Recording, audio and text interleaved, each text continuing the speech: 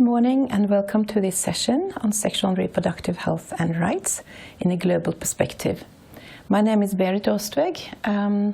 My email address is there. I find it very hard to have a one-way communication with people, so if you have any comments or questions or protests, please do send me an email. I'm going to talk about the overarching picture in the world, which may seem a bit distant from a day-to-day work of a midwife, but I do hope that it will give some perspectives and some enthusiasm for an important work that we're going to do. My background is that I'm a physician. I'm retired presently. First I was working as a clinician for migrant women in Oslo.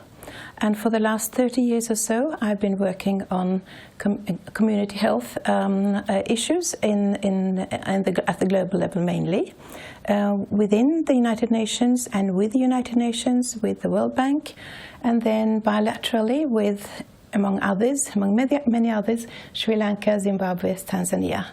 And then I've been involved in dissemination of scientific work on sexual and reproductive health in a scientific journal called Reproductive Health Matters. Now it's called Sexual and Reproductive Health Matters. And I've also been acting Chief County Medical of Finnmark County. So I found it very interesting to work at different levels, the county level, national level and global level. When I was working with migrants, I developed an interest in the historic development in Norway, because many times we see issues and attitudes and practices that seem a bit backward and very different. But if we go back in our own history, we don't need to go many decades back before we see a lot of the same practices and attitudes. So that was the background for my interest in the historic development in Norway, and those very close to our hearts issues that sexuality and reproduction are raising. There are clear cultural differences. But we should not use culture as a kind of black box where we put everything that we don't like or dislike or don't understand. Cultural differences are real, and it's also important to realize that we have our own cultural background. It's not just they have their background, but we also have our own background. So that some kind of relativism, I think, is important, both when one is dealing with migrant issues and cultural differences and in the global work. If we go back to the 1950s and the 1960s, there was an enormous discussion about the so-called population explosion. In development assistance, which has been my area of work for the last 3 decades, there was this notion of the population is exploding, too many children are being born, and that is the reason for all the troubles of the earth. In 1968, an important book was published. It's called The Population Bomb by Paul Ehrlich. He was a biologist, and he created a kind of fear around the whole world that now it's going to be born so many children that everything is going to fall to pieces. And he equated, in a sense, the decision-making of people to the decision-making of animals, or even insects.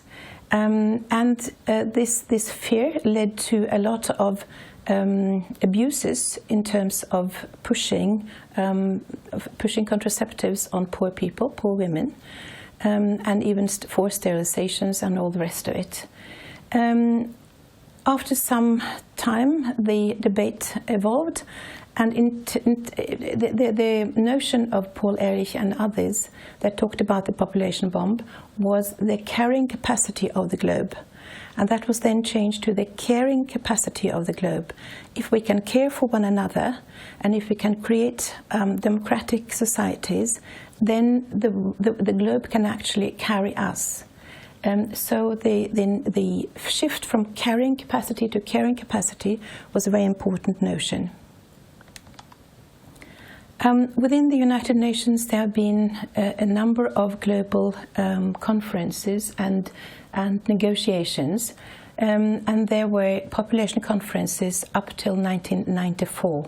The first two were purely technical discussions between technical people, but from 1974 there were population conferences with also involvement of the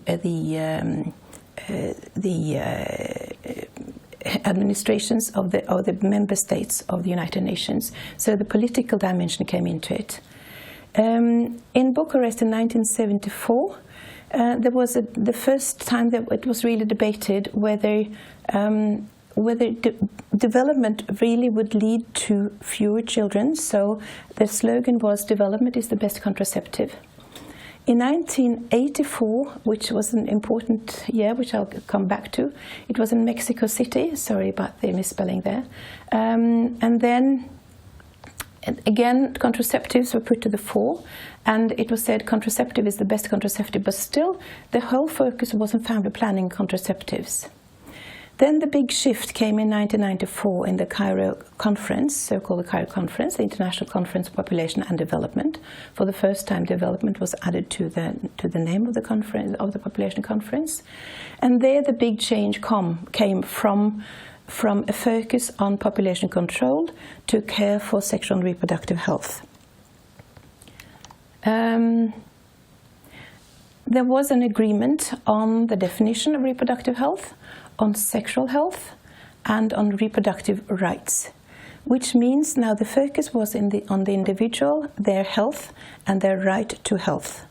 Reproductive rights were defined as part of human rights, or rather human rights applied on sexual and reproductive health. I was part of the Norwegian delegation. I was working in Ministry of Foreign Affairs at the time, and we negotiated and we achieved the term reproductive rights. We also tried to have an agreement on sexual rights. It would be logical because sexuality comes before reproduction, as you will learn much more about when you are going to be trained as midwives. But because the contentious issues related to sexuality and also the huge cultural differences in how we perceive sexuality and how we accept sexual activity of different kinds, there was no agreement on sexual rights, and there's still no agreement on sexual rights. Although human rights are being used extensively and increasingly to protect sexual health and also reproductive health. Maybe I should also mention that the fact that there was agreement on some very important issues in 1994 that still stand said something about the achievement of the ICPD, the Cairo Conference, but also the lack of progress in terms of accepting sexual rights, for instance, says something about the backlash that has come afterwards. The most contentious issues in the ICPD in 1994, the Cairo Conference in 1994, were around adolescent health, especially the role and power of parents. Should parents have the right to decide what kind of sexuality and education young people get? Should parents be allowed to censor what kind of health assistance adolescents get? And we really got in this agreement to a large degree on the freedom of children and adolescents to have information and to have services applied to applicable to their situation. There was a landslide agreement on abortion, and I will get back to abortion in a later session. There was no consensus on sexual diversity. Actually, that is completely absent from the agreement that was achieved in the Cairo Conference, which is unfortunate. And there's still a lot of struggle in the UN in terms of agreeing on the basic rights in terms of sexual diversity. I prefer sexual diversity to these acronyms, but everybody's using the acronyms, and I'm doing it as well. By the way, sexual and reproductive health and rights is very often abbreviated to SRHR, but I think it becomes so mystified when we have these abbreviations, so I prefer to spell it out. So reproductive rights were then accepted as human rights. They were not the Cairo Conference did not create new rights, but the human rights were applied to sexual and reproductive health. And the important rights are, among others, right to life, which is quite important because if you look at the rhetoric related to abortion rights, those who want to restrict the rights, they very often use the term, they use the life rhetoric. So to claim right to life in a positive way, to protect the right, also to right to safe abortion, is quite important. The right to the highest attainable standard of health is also a human right, which is then enshrined in basic human rights conventions. The right to integrity of the body, the right to privacy, and if you know for instance, the right to abortion has often been based in the right to privacy, the right to information, the right to form a family, etc. And there are many conventions that are relevant to sexual and reproductive rights. It's the International Covenant on Political and Civil Rights, where the right to life, for instance, is based.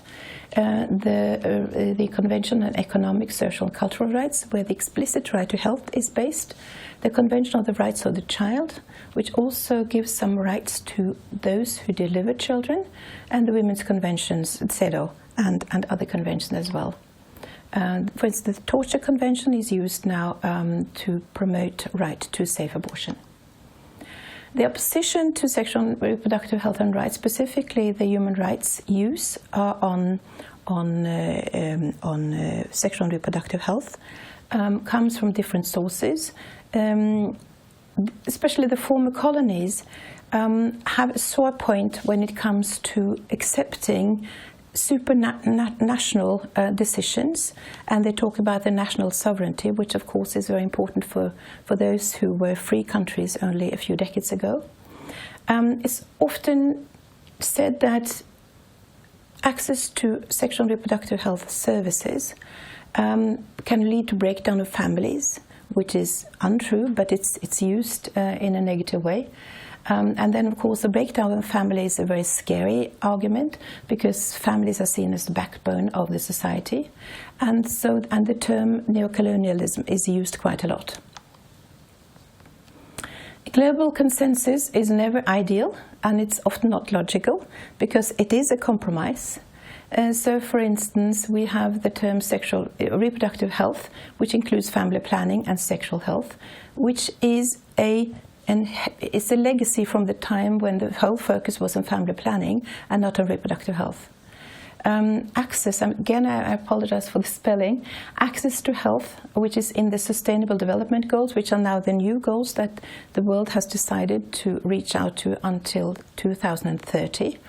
It says that everybody should have access to health, because the moment you say access to health services, then you have all the controversies, especially with adolescents and with abortion. So it's a compromise to say access to health, which is not very logical. You don't have access, you have health or you don't have health, but you don't have access to health. You have access to health, you can have access to health services. But as a compromise, it was decided to talk about access to health. And still, sexual rights, although it's not accepted as a concept by the UN, by the countries that constitute the UN, it's used increasingly both by individual countries in the global debates, by governments and especially by NGOs and academia doing research on sexual rights. There are many human rights instruments that are used to push sexual and reproductive rights. It is the national human rights treaties. For instance, some conventions have become law in Norway, which means that if there is a contradiction between the national law and the human rights, then human rights should prevail. The treaties are then monitored by treaty monitoring bodies. So every 5 years or so, every country that has ratified a convention need to report to the UN how they are fulfilling their obligations. And then the Universal Periodic Review, which is done by peer reviewing. One country is reviewing other countries in their totality, how they achieve their human rights. And last time I checked, Norway was actually the country in the world that's that most often had pinpointed lack of fulfilling human rights in terms of abortion care. So it's a quite powerful tool to push countries to advance their human rights. And then there are various ways that the human rights conventions are being interpreted, and some of them are mentioned there.